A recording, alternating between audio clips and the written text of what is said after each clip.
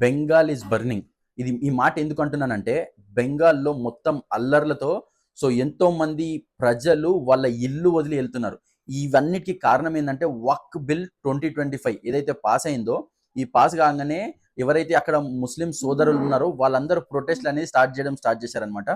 వాళ్ళ ప్రొటెస్ట్ పీస్‌ఫుల్‌గానే అయితున్నప్పుడు మమతా బెనర్జీ గారు ఒక స్పీచ్‌లో ఏమన్నారంటే, అగ్నికి ఆయువు పోసినట్టు మీరు ఢిల్లీలో కూర్చొని మీరు బిల్లులు పాస్ చేస్తున్నారు. కానీ మేము బెంగాల్‌లో వీటిని మేము ఫాలో గాము. ఏదైతే ముందు బిల్ ఉందో, ఏదైతే ఉందో, ఈ వక్ఫ్ బిల్ పాస్ కాకముందు మా ప్రాపర్టీస్ మాకే. బెంగాల్‌లో మాత్రం ఇది అమలవ్వదు అని క్లియర్‌గా ఆమె ఒక స్టేట్మెంట్ అనేది ఇచ్చిందనమాట. అక్కడనే మొత్తం ఈ కమ్యూనల్ గొడవలనేది స్టార్ట్ అయ్యి మొత్తం ఒక రిలీజియన్‌గా ఒక హిందూ సోదరులు, ముస్లిం సోదరులు కొట్టుకొని చంపుకునే స్టేజ్ వరకు వచ్చిందనమాట.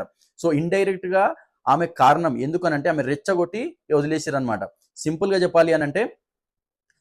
చెప్పాలంటే ఇప్పుడు పైన కూర్చొని సింహాసనం మీద కూర్చొని చూస్తుందనమాట. అరే ఎవరెక్కడ పోతున్నారు? దీనంతటికి కారణం ఏందంటే ఆమె మాస్టర్ మైండ్ నెక్స్ట్ ఇయర్ వచ్చేసి టీఎంసీ ఏదైతే ఉందో వాళ్ళ సీట్ నిలబెట్టుకోవడానికి చేస్తున్న నాటకం ఇది.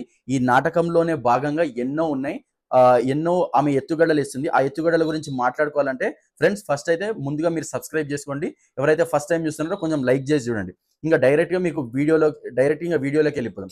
సింపుల్‌గా చెప్పాలనంటే 2025 వక్ఫ్ బిల్ ఎప్పుడైతే పాస్ అయిందో చానా చోట్ల ఇక్కడ మన ఇండియాలోనే చానా చోట్ల ప్రొటెస్ట్‌లు అనేది చేశారనమాట.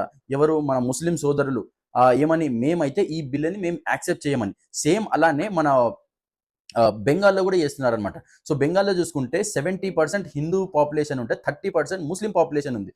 అక్కడ కొన్ని ప్లేసెస్‌లో ముషీరాబాద్ అనే ఒక ప్లేస్‌లో అక్కడ ఏమైందనంటే ఈ ప్రొటెస్ట్‌లు చేసిన తర్వాత ఎగ్జాక్ట్‌లీ మన లాస్ట్ ఫ్రైడే రోజు నమాజ్ అయిపోయి రాగానే వాళ్ళు ప్రొటెస్ట్ అనేది చేశారు. ప్రొటెస్ట్ అనేది ఎట్లా స్టార్ట్ చేసిర్రనంటే డైరెక్ట్ రాళ్లతోని కొట్టడం అనేది స్టార్ట్ చేశారు. అక్కడ ఎవరైతే లోకల్ హిందూస్ ఉన్నారో వాళ్ళందరి మీద అటాక్ అనేది స్టార్ట్ చేసిరనమాట.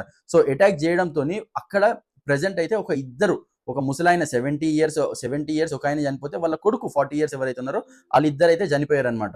వాళ్ళిద్దరు చనిపోయిన తర్వాత అల్లర్లు అనేటివి మొత్తం నేషనల్ హైవే 16 కూడా మొత్తం బ్లాక్ చేసేసారనమాట. అంత డేంజర్ గా ప్రొటెస్ట్లు స్టార్ట్ చేసినారనమాట. ఇంకొకటి ఏంటిదంటే ఆ ప్రొటెస్ట్లతోనే పాటు వాళ్ళు ఏం చేసిరంటే గవర్నమెంట్ మాల్స్ కానీ లేకపోతే గవర్నమెంట్ వెహికల్స్ కానీ ప్రతి ఒక్కటి వాళ్ళకి ఏది కనిపిస్తే అది ధ్వంసం చేయడం, అక్కడ నుండి వాళ్ళ ఆ సామాన్లు ఇరగొట్టడం, లేకపోతే అక్కడ నుండి తీసుకెళ్లిపోవడం. ఇవన్నీ ఆ ప్రొటెస్ట్ లో భాగం అనమాట. అక్కడ పోలీసులు ఏం చేశారంటే ఆ టైంలో మేము శ్రీరామ్ నవమికి పోలీస్ ప్రొటెస్ట్ మొత్తం వేరే వేరే గుళ్ళ దగ్గర ఉన్నారనమాట. అక్కడ గుళ్ళ దగ్గర ఉంటే మేము ఇంతే చేయగలుగుతాము. ఈ ప్రాణాలు పోయినాయి కదా మేము ఏం చేయలేమని చేతులు ఎత్తేస్తే మన మోడీ గారు ఇంకా అమిత్ షా గారు ఏం చేశారంటే ఇది సెంట్రల్ ఇష్యూ మేము చూసుకుంటామని చెప్పి బిఎస్ఎఫ్ ఫోర్సెస్ ని దింపి మొత్తం ఎక్కడ నలుగురు ఐదుగురు కనబడ్డా వాళ్ళని తీసుకొని జైల్లో పెట్టడం, మొత్తం 144 సెక్షన్ అమలయ్యి ఆ పరిస్థితి అనేది చక్కదిద్దారనమాట.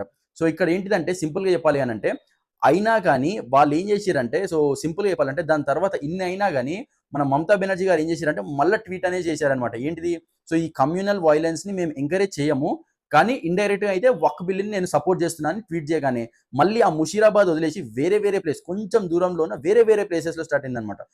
ఇదంతా ఇంకా అక్కడ సీరియస్ అవ్వకముందే ఈ బిఎస్ఎఫ్ ఫోర్సెస్ అక్కడ దిగి ఈ 144 సెక్షన్ అనేది అమలు చేశారనమాట. అక్కడ సింపుల్ గా చెప్పాలంటే అక్కడ ఏమంటున్నారంటే అక్కడ కొందరు ప్రొటెస్టర్లు ఏమంటున్నారంటే ఇది మా ఐడెంటిటీకి సంబంధించింది, ఇది ప్రాపర్టీ ఇష్యూ కాదు అని అక్కడ వాళ్ళు అంటున్నారు అనమాట. ఇక్కడ ఎవరైతే దెబ్బతిన్నారో, ఎవరైతే హిందూ సోదరులు వాళ్ళ ఇల్లు వదిలి అక్కడ నుండి బతుకు దేవుడా అని అక్కడ నుండి పారిపోయి వాళ్ళు ఎన్నో ఇంకా ఇల్లులు అన్ని వదిలేసి ఎన్నో జీవితం బతుకుంటే చాలరా అని చెప్పి పారిపోయిన వాళ్ళు ఏమంటున్నారంటే అరే మా గుళ్ళు గాలబెట్టినారు, మా ఇల్లులు గాలబెట్టినారు, అసలు మా జీవితాలను గాలబెడుతున్నారు. ఇది ఎక్కడి మా ఫ్యామిలీస్ అన్ని మొత్తం చెల్లా చెదరైపోయినాయి, ఇది ఎక్కడి ప్రొటెస్టు అని చెప్పి అక్కడ ఉన్న ఎవరైతే ఉన్నారో వాళ్ళు ఎవరైతే ఫేస్ చేస్తున్నారో వాళ్ళ నోటి మాట మన విజువల్స్ ద్వారా చూడొచ్చు అనమాట. ఇంకా సింపుల్ గా చెప్పాలి అని అంటే అక్కడ కొందరు ఏమంటున్నారంటే ఇది వచ్చేసి సింపుల్ గా మన మమతా బెనర్జీ గారు నెక్స్ట్ ఇయర్ ఇప్పుడు టీఎంసీ తృణమూల్ కాంగ్రెస్ అక్కడ ఈ పేరు ఈ తృణమూల్ కాంగ్రెస్ పేరు అంటే చాలా famous. Next year next year ఏదైతే ఉందో ఈ నెక్స్ట్ ఇయర్లో ఎలక్షన్స్ ఉన్నాయన్నమాట. ఆ ఎలక్షన్స్లో సీట్ నిలబెట్టుకోవాలనుకుంటే ఈ ముస్లిం సోదరులు ముస్లిం ఓట్ బ్యాంక్ అనేది చాలా ఇంపార్టెంట్ అనమాట. సో ఎవరైతే ముస్లిం ఓట్ బ్యాంక్ ఉంటుందో వాళ్ళే సీఎం కుర్చీలో కూర్చుంటారు అనమాట.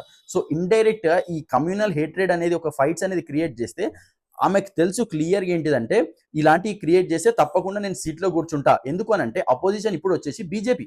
సో కాంగ్రెస్కి లాస్ట్ టైం ఒక సీట్ కూడా రాలేదు. సో ఇప్పుడు వచ్చేసి బీజేపీ. ఇప్పుడు కనుక నేను బీజేపీకి ఛాన్స్ ఇస్తే నెక్స్ట్ 4 to 5 years నేను అపోజిషన్లో ఉండాల్సి వస్తుంది అని చెప్పి ఇండైరెక్ట్గా కాదు డైరెక్ట్గా ఇస్తుంది అనమాట. ఇట్లా ట్వీట్లు ఇట్లాంటి రెచ్చగొట్టడం ఇట్లాంటి ఫైట్లు చేయడం ఇలాంటి గొడవలు పెట్టించడంతో పాటు ఆమె సీట్లో కుర్చీ చుట్టూ తిరుగుతున్న ఆట అనమాట. ఫ్రెండ్స్ ఎవరైతే ఫస్ట్ టైం చూస్తున్నారో ఫ్రెండ్స్ కొంచెం కమెంట్ చేయండి మీకు ఎలా ఉంది. సో వీడియో నచ్చిందా నచ్చలేదా, మీకు ఏమైనా థాట్స్ ఉన్నా, మీకు ఇంకేమైనా వీడియో కావాలి అన్నా మీరు సజెషన్స్ ఇవ్వచ్చు. అండ్ ఎవరైతే ఫస్ట్ టైం చూస్తున్నారో friends thank you friends for watching my channel.